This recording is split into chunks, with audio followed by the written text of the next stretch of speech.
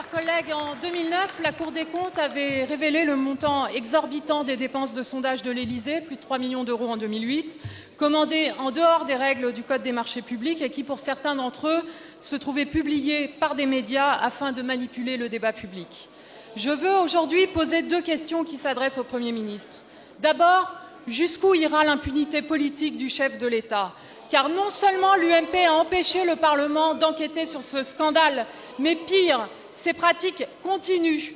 Les dépenses de sondage de l'exécutif ne connaissent pas la crise, comme en témoigne un référé de la Cour des comptes et le rapport de notre collègue Jean Launay.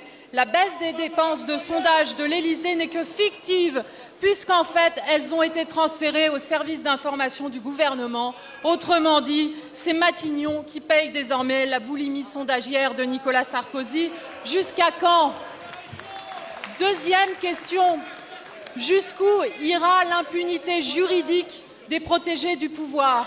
Le parquet de Paris vient en effet de classer sans suite une plainte visant les conditions illégales dans lesquelles M. Patrick Buisson et sa société Publifact ont été rémunérés par l'Élysée avec l'argent du contribuable pour un montant, je le rappelle, de 1 500 000 €.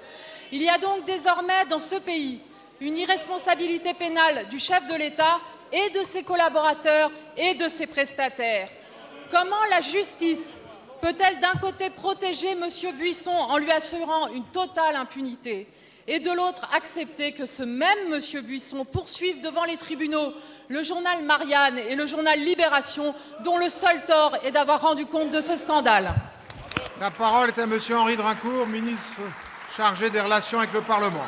Je voudrais donc vous dire, Madame le député, que le président de la République est le premier depuis Louis XIV à avoir soumis le budget de l'Élysée à l'appréciation de la Cour des comptes et que je voudrais vous donner la conclusion du dernier rapport de la Cour des comptes qui dit ceci: les services de la présidence de la République ont accompli un progrès tout à fait considérable.